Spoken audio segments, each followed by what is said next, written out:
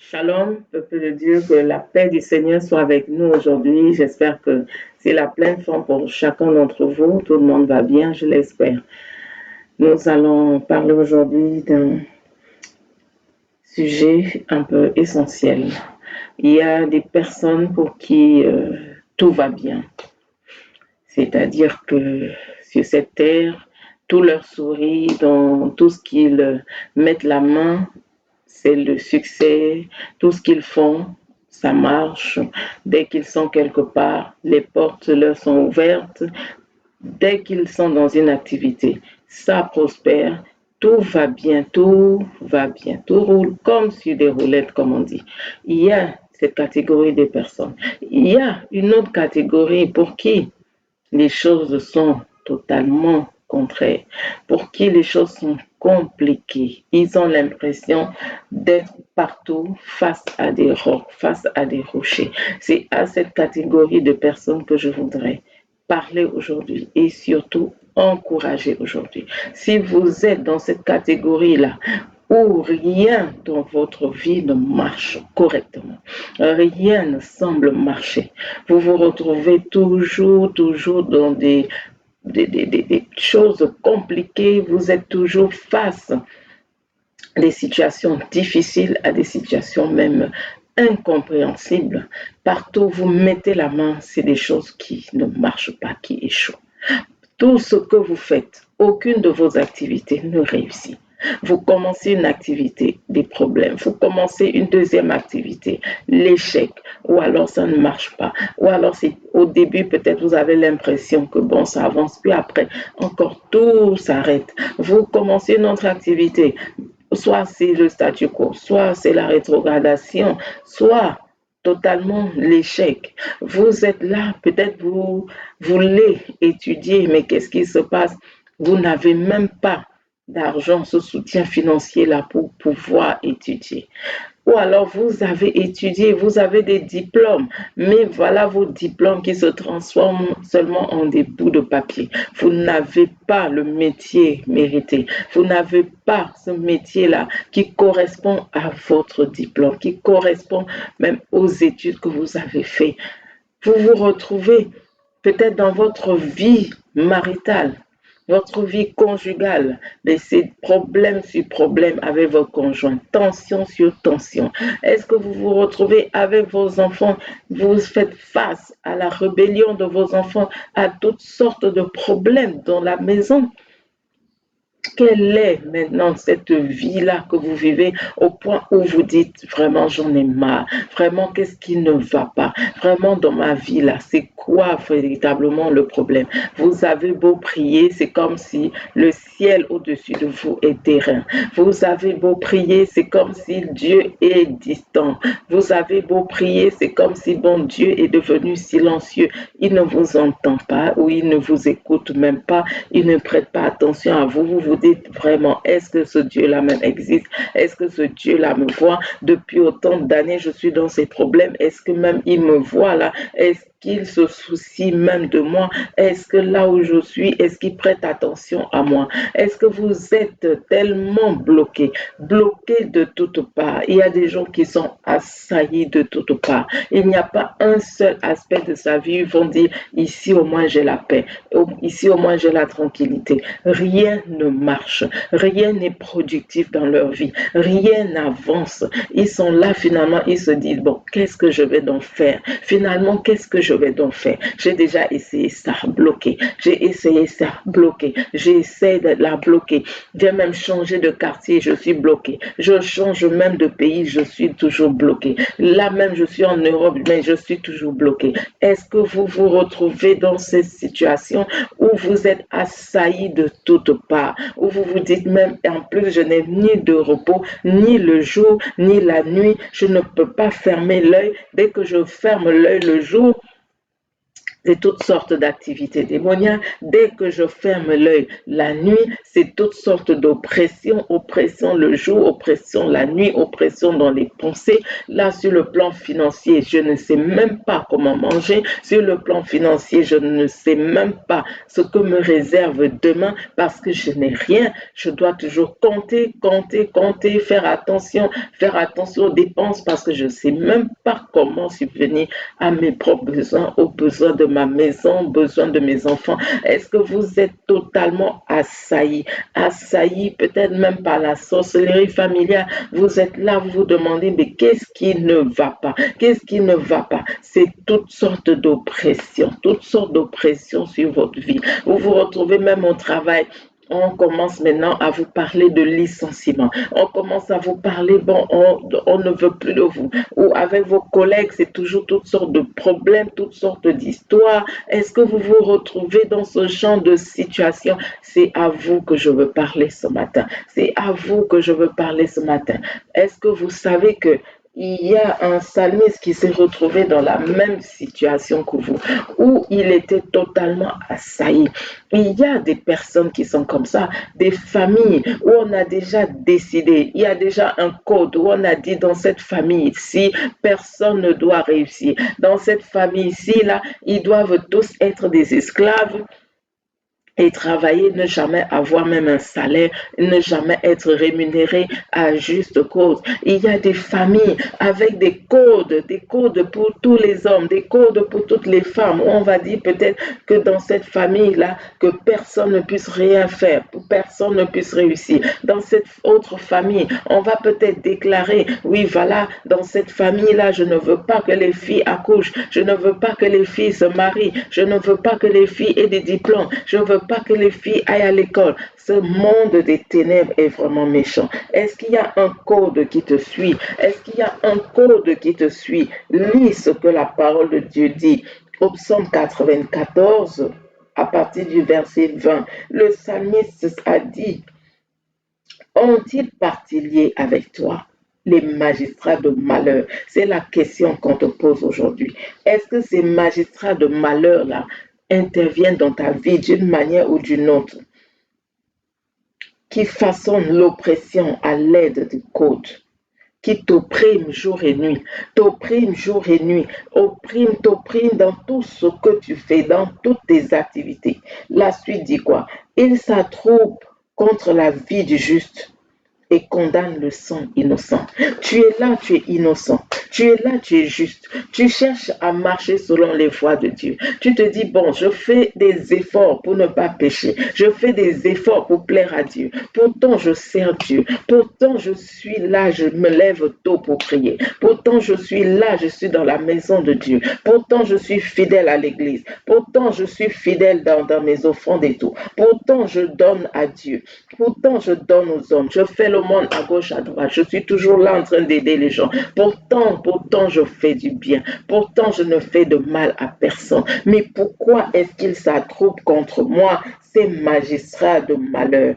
Est-ce que tu réalises que dans cette vie, il y a des magistrats de malheur? La Bible les appelle les magistrats de malheur. Ils sont là seulement pour administrer le malheur dans les vies des gens. Ils ne sont pas préoccupés par ton bonheur. Ils ne sont pas préoccupés pour que les bonnes choses t'arrivent. Ils ne sont pas préoccupés pour que tu reçoives de bonnes choses. Non, leur préoccupation, c'est pas que tu sois à un bon poste, que tu sois bien situé quelque part. Non, ils sont là, on les appelle magistrats de malheur parce que leur intérêt, c'est seulement que tu sois dans le malheur. Leur intérêt là, ce qu'ils cherchent, c'est juste que tu pleures jour et nuit, que tu sois dans la souffrance jour et nuit, que tu sois dans toutes sortes de soucis, d'inquiétudes, de fardeaux jour et nuit. Leur préoccupation, c'est quoi? C'est te mettre totalement dans le malheur. Le malheur que tu te demandes tous les jours, mais pourquoi je vis? À quoi me sert cette vie? Pourquoi je suis sur cette terre? Pourquoi même Dieu m'a créé? Pourquoi est-ce que je suis arrivé? Pourquoi je suis dans cette famille? Pourquoi je suis dans cette ville? Pourquoi je suis dans cette nation? Je n'aurais même pas dû exister. C'est leur préoccupation. ils sont appelés magistrats de malheur. Magistrats de malheur parce qu'ils sont là à distiller le malheur à gauche, à droite. Distiller le malheur à gauche, à droite. Ils sont là pour opprimer les justes. Ils sont là pour opprimer le sang innocent. Que tu te dises, la sanctification me sert à quoi? Que tu continues, que tu commences à te dire, vraiment, ça me sert à quoi de ne pas pécher? Que tu commences à te dire, vraiment, ça me sert à quoi la vie chrétienne? Les autres sont dans des loges secrètes, les autres sont dans la sorcellerie, les autres sont avec des marabouts, des féticheurs, leur vie avance, ils sont bénis, entre guillemets, ils ont telles des maisons, ils ont des voitures, ils ont des biens matériels, ils sont élevés, ils ont des grands postes, ils ont des ceci, ils ont des cela, et moi je suis là, à mon âge, je n'ai rien. À mon âge, je ne peux rien montrer. Je n'ai aucune évidence. À mon âge, je ne suis pas mariée, je n'ai pas d'enfant, je n'ai pas de maison, je n'ai pas de voiture, je n'ai même pas de vêtements, je ne sais même pas comment est-ce qu'il faut s'habiller pour sortir. Je n'ai pas, je n'ai pas, je n'ai pas. Tu commences à égrener tout ce que tu n'as pas dans la vie. Dis, bon, à mon âge, je n'ai pas toutes ces choses-là, je vais les avoir quand? Donc, autant les suivre dans cela. Voilà, ils veulent t'amener à bout pour que finalement tu décides, que tu dises, bon, finalement, je pense que la solution, c'est de leur côté là, que j'aille un peu là-bas pour avoir la paix, que j'aille un peu là-bas pour avoir aussi les choses que les autres ont. Mais qu'est-ce que Dieu te dit ce matin? Mais l'Éternel est ma forteresse. Le psalmiste, lis même chez toi tout le psaume 94, tu comprendras mieux dans quel état le psalmiste se trouvait. Tout le psaume 94, comment il parle, il s'exprime, où il dit jusqu'à quand même le méchant va régner, jusqu'à quand le méchant sera là pour me mettre à terre, jusqu'à quand les méchants vont exulter, jusqu'à quand ces méchants-là vont m'opprimer. Il demande même finalement, Dieu des vengeances, descend, venge-moi, parce que vraiment là, je ne comprends pas ma vie, je ne comprends pas. Celui qui a créé, planté l'oreille, n'entendrait-il pas? Celui qui a formé l'œil ne regarderait-il pas? Parce que là, le psalmiste était à bout, en se disant, ben, moi j'ai un Dieu vivant, mais je ne le vois pas là à l'œuvre dans ma vie. Ce sont les méchants qui sont là en train de m'opprimer. Ce sont les méchants qui sont là. Ce sont les méchants qui prédominent là dans ma vie. Ce sont leurs œuvres qui prédominent. Ensuite, il dit au verset 19, quand une foule de préoccupations s'agite au-dedans de moi, des consolations me remplissent et remplissent mon âme de délices. Donc le psalmiste était à bout à cause de l'oppression de l'ennemi, à cause de l'oppression de l'adversaire, à cause de l'oppression de ceux-là qui ne font que façonner à l'aide des codes toutes sortes de mauvaises choses dans sa vie, qui façonnaient à l'aide des codes. Quels sont les codes qu'ils ont installés dans ta vie pour t'opprimer? Des codes pour t'opprimer le jour, des codes pour t'opprimer la nuit. Tu ne peux pas avoir la tranquillité une seule seconde. Il y a des gens comme ça. Pas de tranquillité une seule seconde. Pas de tranquillité. C'est toujours des mauvaises nouvelles, avalanche de mauvaises nouvelles, avalanche de mauvaises nouvelles. Au point où tu te dis, c'est pas possible. S'il y a une bonne nouvelle qui arrive, tu te dis non, c'est faux. Ou non, je ne pense pas que ça, là, ce soit vrai. Non, ça peut pas m'arriver s'il y a une bonne nouvelle. Mais s'il y a les mauvaises nouvelles arrivent tellement qu'on finit par se dire, bon, le contraire m'aurait étonné. Le contraire m'aurait étonné, puisque ma vie, ce n'est que ça. Avalanche, avalanche, avalanche de mauvaises nouvelles. Mauvaises nouvelles sur mauvaises nouvelles. C'est malheur sur malheur, problème sur problème, tristesse sur tristesse. Mais qu'est-ce que j'ai fait? Mais pourquoi ça? Pourquoi ça m'arrive? Je te dis aujourd'hui, ne perds pas espoir. Ce message est pour toi. Quel que soit ce qui peut t'arriver, voilà ce que le psalmiste a fini par dire. L'Éternel est ma forteresse. Mon Dieu est le rocher de mon refuge. Vas-tu le dire ce matin? Ouvre la bouche où tu te trouves et dis, l'Éternel est ma forteresse. Mon Dieu est le rocher de mon refuge. L'Éternel est ma forteresse. Mon Dieu est le rocher de mon refuge. Vers qui veux-tu aller pour avoir la solution? Vers qui veux-tu aller pour avoir la paix? Vers qui veux-tu aller pour avoir la solution à tes problèmes là, à tes fardeaux? Il n'y a que Dieu qui puisse enlever tes fardeaux. Il n'y a que Dieu lui-même. Est-ce que tu sais que beaucoup de gens sur cette terre, soi-disant, ont reçu toutes sortes de biens matériels, des voitures, des postes, des positions, des biens, toutes sortes de biens matériels, mais la nuit ne dort pas, le jour ne dort pas, n'ont pas de paix, sont pires même que toi. Ne regarde pas leur aspect le matin. Ne regarde pas leur aspect le matin. Peut-être tu vas les regarder sur les réseaux sociaux parce qu'ils postent des photos, postent des choses ou parce qu'ils friment dans le quartier. Beaucoup ont plus de soucis même que toi. Beaucoup là sont même en train d'envier ta paix, mais ils ne te le disent pas. Te font croire que bon, eux ils sont bien, ils sont bien, ils sont bien, mais ils ne dorment pas, opprimés toute la nuit, le jour impossible même de dormir, malgré tout ce qu'on leur donne. Et la finalité, c'est quoi? Ça, c'est ce que tu ne dois jamais oublier. La finalité, c'est quoi? Où ira leur âme? Où ira? C'est ça la finalité. Donc ça ne sert à rien, comme dit la parole de Dieu, d'avoir le monde entier si on perd son âme. Ça ne sert à rien d'avoir des jets privés, des châteaux. Je voyage tous les jours, avoir toutes sortes de privilèges sur cette terre pour perdre son âme ou pour mourir tôt et écourter sa vie parce qu'on a eu un semblant de bonheur. Ça ne sert à rien. N'oublie jamais que tu n'est que de passage sur cette terre. La vraie vie, c'est après la vie ici sur terre. C'est l'éternité là. On est ici pour préparer l'éternité. C'est là-bas qu'il y aura la vraie vie. Tu es là pour préparer l'éternité. Même si tu es privé de tout sur cette terre, réjouis-toi, sois dans l'allégresse. Lis le passage de la parole de Dieu qui parle de Lazare et le riche. Lis ce passage-là dans les évangiles qui te parle de riches et de Lazare. Lazare était privé de toutes sortes de biens sur cette terre. Était privé, il était en plus malade, avait toutes sortes de problèmes de peau, de maladies et tout, privé de tout ce qu'il y a comme bien matériel. Mais quand Lazare est mort, il allait directement dans le sein d'Abraham. Directement dans le sein d'Abraham, il était consolé là-bas. Et il va passer l'éternité avec Dieu au paradis, alors que le riche qui a eu toutes sortes de biens matériels va finir où?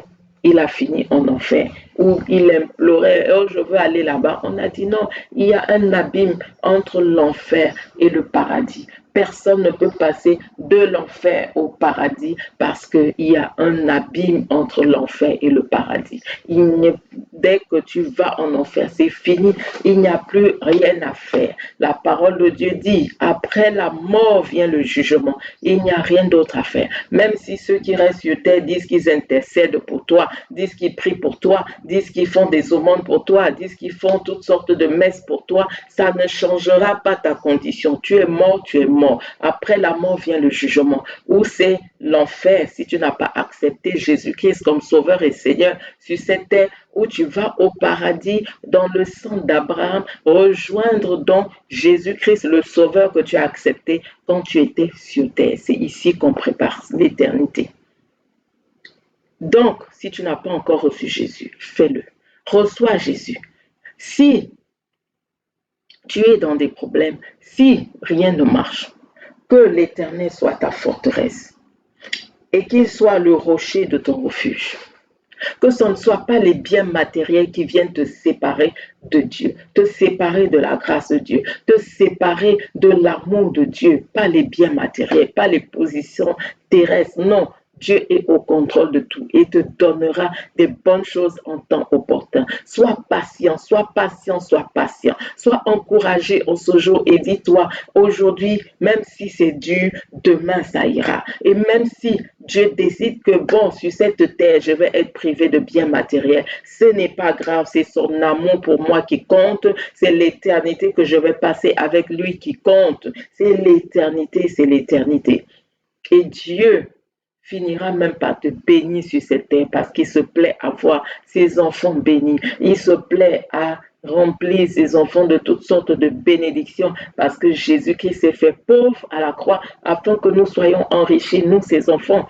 Jésus-Christ a déjà payé le prix à Golgotha, a dit tout est accompli afin que nous puissions être bien sur cette terre. Donc même si tu as assailli, tu as assailli, tu as assailli, tous les jours dis-toi, Éternel, tu es ma forteresse. Éternel, tu es le rocher de mon refuge. Et plus tu vas le confesser, tu es ma forteresse éternelle, tu es le refuge, tu es le rocher de mon refuge, tu es ma forteresse, tu es le rocher de mon refuge, éternel, tu es ma forteresse, éternel, tu es ma forteresse. Plus tu vas le confesser, plus tu vas être fortifié physiquement, tu vas être fortifié spirituellement, mentalement, tu vas donc te lever, quels que soient les problèmes qui jaillissent, quelle que soit la dureté même du sol, quels que soient maintenant tes investissements là qui ne produisent pas, qui ne sont pas productifs, quel que soit ce que tu peux faire et qui ne marche pas, tous les matins tu diras, Éternel, tu es ma forteresse, Éternel, tu es le rocher de mon refuge, et parce que tu le déclares, parce que tu le confesses, il va intervenir et se manifester glorieusement dans ta vie. La suite dit quoi? Il fera retomber sur eux, donc sur les méchants, leurs fautes. Il les réduira au silence par leur méchanceté eux-mêmes. L'Éternel, notre Dieu, les réduira au silence. Voilà donc ce qui va se passer. Si tu t'accroches à Dieu, si tu ne perds pas espoir, si tu continues à compter sur lui, si ce ne sont pas les bénédictions matérielles là qui conditionnent ta vie, bon, comme j'ai pas de bénédictions matérielles, financières, donc je dois m'éloigner de Dieu, je dois vivre n'importe comment, je dois faire les choses n'importe comment parce qu'il me faut à tout prix réussir. Non, non, non, non, non. Tu dis, Seigneur, même si je n'ai pas d'argent là aujourd'hui, Seigneur, même si j'ai pas de vêtements, même si j'ai pas de voiture, même si je n'ai pas ça, même si j'ai pas ça, même si j'ai pas ça, même si j'ai pas d'enfant, même si j'ai pas de mari, même si je n'ai pas de biens matériels, des choses qu'on voudrait en tant qu'être humain, Seigneur, tu demeures ma forteresse. Seigneur, tu demeures le rocher de mon refuge. Ces choses-là ne me sépareront pas de toi. Ces choses-là, Seigneur, ne m'éloigneront pas de toi. Je vais continuer à te louer, je vais continuer à t'adorer, je vais continuer à te servir, je vais continuer à marcher dans tes voies, je vais continuer à obéir à tes commandements, à tes préceptes, je vais continuer à me sanctifier, je vais continuer à veiller sur mon corps, mon âme, mon esprit, ne pas laisser le péché entrer dans ma vie parce que je n'ai pas ces choses-là. Je vais continuer et Dieu va ainsi réduire tes ennemis au silence. Sois béni et surtout encouragé en ce jour. Persévère dans la prière, persévère dans la communion avec Dieu. Que ces temps ne t'éloignent pas de Dieu, mais plutôt te rapprochent davantage de lui. Si tu le faisais déjà, fais-le encore plus. Rapproche-toi davantage de Dieu par la prière, par la méditation de la parole. S'il faut des veillées, fais-le. Mais rapproche-toi davantage de Dieu, qui soit ta forteresse et qui soit le rocher de ton refuge durant ces temps difficiles, les temps compliqués, les temps que tu ne comprends pas, les temps complexes de ta vie, cette saison bizarre. Rapproche-toi de Dieu. Et c'est lui qui ouvrira les portes. C'est lui qui aplanira ton sentier. C'est lui qui réduira tes ennemis au silence. Soyez richement bénis encore en ce jour. Je veux dire merci à tous vous qui priez pour moi, que mon Dieu vous rétribue plus qu'au centuple. Et je l'ai dit tout à l'heure, si tu n'as pas accepté Jésus-Christ comme Sauveur et Seigneur, fais-le. Les temps sont difficiles, compliqués. Demande au Sauveur Jésus de te sauver, qu'il soit le Sauveur de ton âme, qu'il soit le Seigneur de ta vie. Ainsi, il sera ta forteresse. Ainsi, il sera le rocher de ton refuge tous les jours. Alléluia. Dimanche, nous allons prier encore selon la direction de Dieu. Soyez connectés pour ces temps de prière.